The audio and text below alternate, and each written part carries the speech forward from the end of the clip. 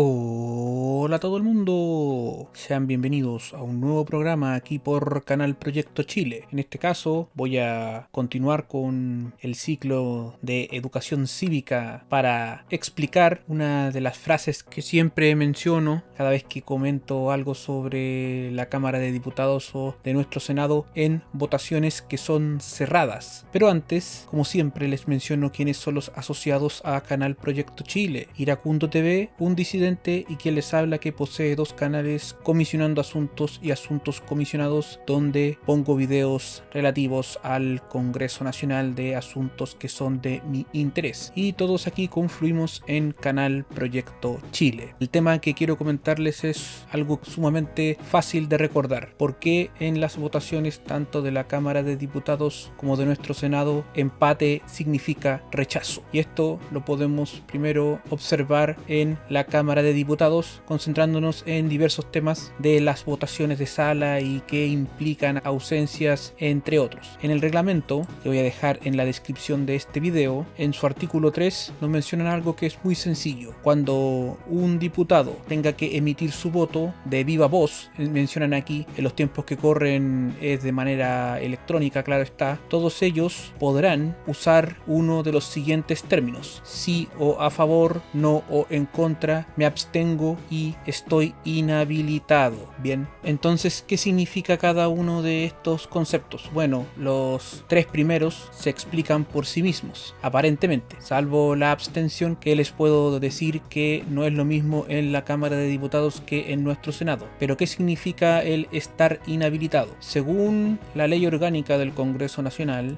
en su artículo 5b nos destacan que los miembros de cada una de las cámaras no podrán promover ni votar ningún asunto que interese directa o personalmente a ellos o a sus cónyuges, ascendientes, descendientes o colaterales hasta el tercer grado de consanguinidad y el segundo de afinidad inclusive, o a las personas ligadas a ellos por adopción. Con todo, podrán participar en el debate advirtiendo previamente el interés que ellas o las personas mencionadas tengan en el asunto. No regirá este impedimento en asuntos de índole general que interesen al gremio, profesión, industria o comercio a que pertenezcan en elecciones o en aquellas materias que importen el ejercicio de alguna de las atribuciones exclusivas de la Cámara respectiva. ¿Y qué es lo que sucede? En el último tiempo, por la elección bullada del nuevo fiscal nacional, que resultó ser Ángel Valencia, hay que considerar de que él es el compadre, es decir, el padrino de los hijos del actual presidente de la Cámara Alta, el senador Álvaro Elizalde. Entonces, si uno ve el artículo 5b, no está incluido el compadrazgo dentro de las inhabilidades. Entonces, en su momento, el senador decidió no inhabilitarse para no sentar un precedente que no está textual en el artículo 5b de la Ley Orgánica Constitucional del Congreso, sino abstenerse, porque de esa manera no afectaba el resultado definitivo de la votación, ya que la elección del fiscal nacional era de quórum, requería de 3/5 de los senadores en ejercicio. Entonces, a eso se refieren con elecciones, es nominaciones para ser más precisos. En fin, ¿y por qué les menciono esto? Debido a que también está regulado tanto en la Cámara de Diputados como en nuestro Senado estas inhabilidades, que son explicitadas generalmente antes de que se voten ciertas materias. En el artículo 147 nos mencionan que los diputados no tendrán derecho a voto en los asuntos que interesen directa y personalmente a ellos, a sus ascendientes y descendientes, a sus cónyuges o a sus parientes colaterales hasta el tercer grado de consanguinidad y el segundo de afinidad, ambos inclusive, o a personas ligadas a ellos por adopción, pero podrán votar en asuntos de índole general que puedan beneficiar a una actividad, gremio o profesión en que tengan interés. es el anuncio de encontrarse inhabilitados o de tener impedimento para votar, deberán hacerlo antes del cierre del debate. Entonces, ¿qué es lo que sucede? En el ordenamiento jurídico chileno existe una pirámide y hay que siempre destacar de que la ley orgánica está por sobre el reglamento. En la parte más importante de la pirámide se encuentra la Constitución y los tratados internacionales. Entonces, esto mismo acerca de las inhabilidades también se encuentra explicitado en el sitio web de nuestro Senado para los senadores en el artículo 8, donde nos dicen de que no podrán los senadores promover ni votar ningún asunto que interese directa o personalmente a ellos, sus ascendientes, sus descendientes, su cónyuge, sus colaterales hasta el tercer grado de consanguinidad y el segundo de afinidad, ambos inclusive, o a las personas ligadas a ellos por adopción. Con todo podrán participar en el debate, advirtiendo previamente el interés que ellos o las personas mencionadas tengan en el asunto. Sin embargo, no regirá este impedimento en negocios de índole general que interesen al gremio, profesión, industria o comercio a que pertenezcan en elecciones o en aquellos asuntos de que trata el título 12º de este reglamento, que está relacionado esencialmente con atribuciones exclusivas del Senado. Entonces, ya conociendo estos 4 parámetros que confluyen en las votaciones, vamos a ir a el meollo de este video, que está relacionado a por qué menciono que empate implica rechazo. ¿Qué es lo que sucede? En el artículo 8 de la Cámara de Diputados nos mencionan que esta corporación no podrá entrar en sesión ni adoptar acuerdos sin la concurrencia de la tercera parte de sus miembros en ejercicio. Las resoluciones de la Cámara se tomarán siempre por mayoría absoluta de los diputados participantes en la votación. Eso, en otras palabras, es el denominado como quórum simple, salvo que la Constitución, las leyes o este reglamento exijan otra mayoría para casos determinados. Puede ser inclusive las normas de quórum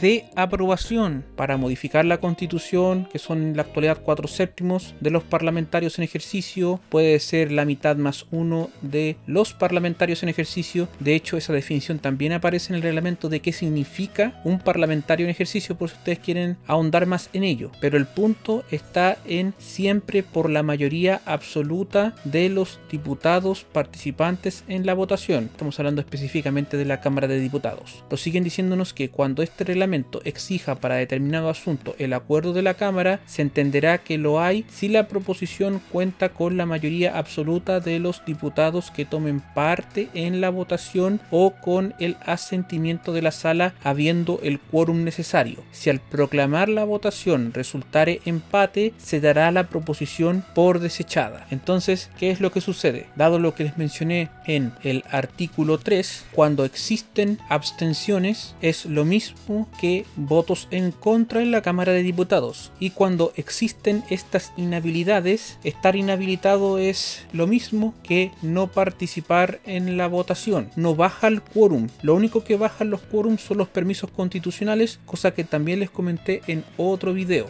Y entonces, si hay igual cantidad de votos positivos que de votos en contra, más las abstenciones, se desecha una iniciativa de quórum simple. Eso pasa en la Cámara Baja, pero en la Cámara Alta eso es distinto. ¿Por qué? Porque en primer término, en el artículo 155 aparecen nuevamente estos 4 parámetros, por decirlo de un modo u otro. Nos destacan que la votación individual se efectuará pidiendo a los senadores uno a uno según el orden en que estén sentados y empezando por el primero de la derecha para concluir con el presidente, que emitan su voto mediante alguna de las siguientes opciones precisas: sí, no, me abstengo, estoy pareado o estoy impedido. Cuando se habla de estoy impedido es lo mismo que estar inhabilitado. El asunto de los pareos es otro tema que más adelante se los voy a mencionar. Lo harán expresándolas en voz alta o por medio de un sistema electrónico de votación que mantenga el carácter público de la misma. En este último caso, todos los senadores emitirán su voto en un mismo acto. Y eso es generalmente lo que nosotros vemos tanto en la Cámara de Diputados como en nuestro Senado. La diferencia es la siguiente. En el artículo 177 nos dicen que una vez anunciado por el secretario general, vamos a definirlo así, el resultado de la votación, el presidente procederá a proclamarla. No procederá a reclamo alguno después de proclamada la votación. En el artículo 177 178 nos dicen que si, proclamada esta, se advierte que las abstenciones o los votos diferentes del que se pide determinan que quede sin resolverse la proposición que se vota, se procederá de inmediato a repetir la votación, con requerimiento a los senadores que se hayan abstenido para que emitan su voto y a aquellos que hayan votado de manera diferente de la pedida para que lo ajusten a la proposición que se vota. Si en la segunda votación insisten en su abstención o en votar de manera diferente, se considerarán sus votos como favorables a la posición que haya obtenido el mayor número de votos. Y esta es la característica principal que distingue a la Cámara de Diputados de nuestro Senado del denominado como quórum simple. Esto es algo que es muy importante de tenerlo presente. ¿Por qué? Porque si existen más votos a favor que votos en contra y existen abstenciones en la Cámara Alta, se van a sumar a los votos positivos. ¿Y por qué menciono que no es lo mismo con que en instancias de quórum calificado, que es la mitad más uno de los senadores en ejercicio, que en los tiempos que corren son 26, y de reformas a la Constitución, que los tiempos que corren son de 4/7, es decir, de 29, o para nominar personas que puede ser 3/5 o 2/3 dependiendo del caso. Esto debido a que allí solamente se realiza una votación y si existen abstenciones ahí se suman al rechazo, pero estamos hablando de que empate es igual rechazo en leyes, sobre todo de quórum simple, insisto con eso, y aquí es de empate entre los votos positivos y los votos negativos. Hay otra cosa que también es muy importante que tiene relación a la repetición de la votación. Los artículos 179 y 180 se refieren a nominaciones de personas, tanto unipersonales como de múltiples postulantes a determinado cargo, que no quiero hablar de eso en estos momentos. A mí lo que me interesa sobre todo es el título, empate igual rechazo. Nos dicen de que se considerará la primera votación para efectos del cómputo de las abstenciones y de los votos que se emitan diferentes del que se pide, y en consecuencia solo previa una votación podrá aplicarse el artículo 178. Y en el artículo 182 nos dicen de que en el empate que se produzca se resolverá como sigue. Cuando hablamos de empate nos estamos refiriendo a empate de sí y de no. Insisto con eso. Producido en una votación, esta se repetirá de inmediato. Si nuevamente se produce, se dará la proposición por desechada si se trata de un asunto cuya urgencia venza antes de la sesión siguiente. Aquí también nos metimos en otro tema que tiene que ver con las urgencias de discusión inmediata, suma y simple. Pero más allá de ello, nos indican que en los demás casos quedará para ser definida en el tiempo de votaciones de la primera hora de la sesión ordinaria siguiente. Si en esta vuelve a producirse el empate entre síes y noes, se dará la proposición por desechada. Si ocurre en una elección, la provisión de los cargos respectivos se definirá por sorteo entre los candidatos en empate. Entonces esto es algo que he sido muy majadero y aquí creo yo que se visualiza bien.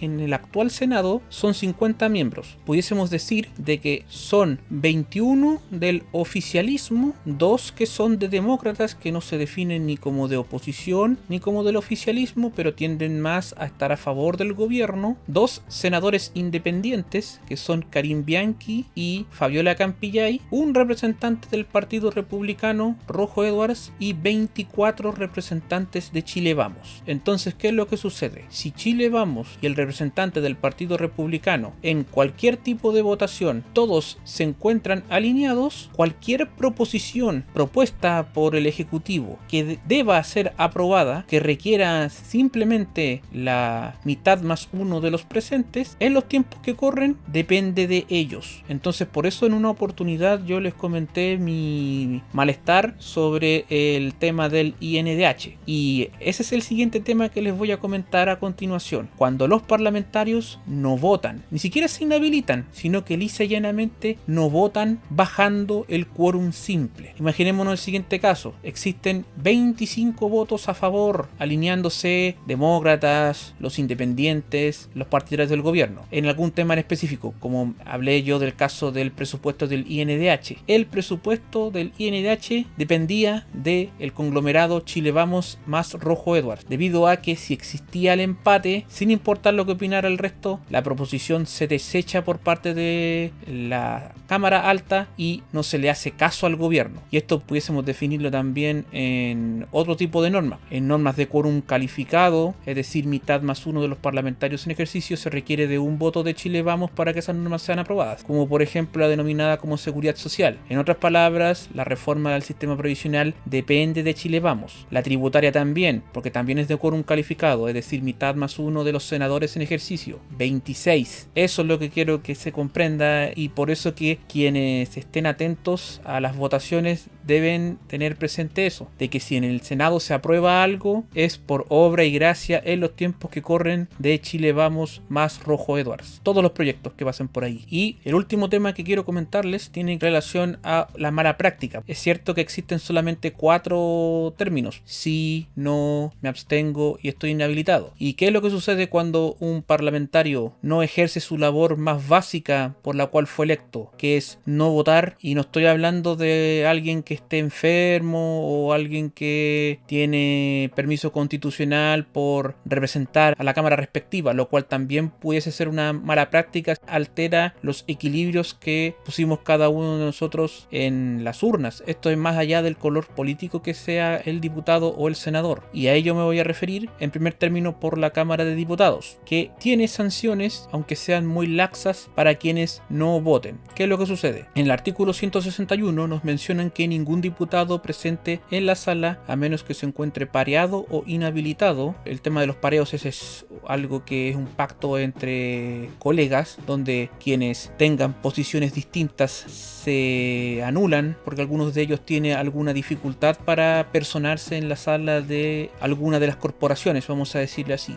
Destacando también que en las votaciones que requieren para su aprobación de un quórum más alto, no corren los pareos. Ya dijimos ya que significa estar inhabilitado. Podrá excusarse de votar, salvo el presidente. Quienes no voten incurrirán en falta al orden, que será sancionada por quien presida, es decir, por el presidente de turno. Si tomada una votación en forma económica no resulta el quórum, se repetirá en la misma forma. Si nuevamente tampoco se respeta el quórum, volverá a repetirse por el sistema de pie y sentados. Eso estamos hablando de cuando en un tiempo de votaciones no existe el quórum en la sala mínimo requerido. A eso se refieren en esta oportunidad. Si en esta tercera vez resulta ineficaz, se llamará a los diputados a la sala por 2 minutos. Transcurrido ese plazo, se tomará la votación en forma nominal, y si resulta nuevamente ineficaz por falta de quórum, se levantará la sesión. En este caso no procederá a la fundamentación del voto. En el caso de que la votación nominal se tomare de conformidad a las reglas del artículo 158, inciso primero, y no resultare quórum, se llamará a los diputados a la sala por 2 minutos, y si tomada nuevamente resulta ineficaz, se levantará la sesión. Cuando se utilice el sistema electrónico de votación, siempre que tomada una votación no resulte quórum, se repetirá. Si nuevamente resulta ineficaz, se llamará a los diputados a la sala durante 5 minutos. Transcurrido este plazo, se repetirá una vez más la votación, y si resulta nuevamente ineficaz por falta de quórum, se levantará la sesión. Y lo relevante es lo del final: a los diputados que no voten se les considerará como ausentes de la sala para los efectos del artículo 78. Y el artículo 78 se refiere a que serán sancionados con una multa que determinarán los comités parlamentarios. Entonces, más allá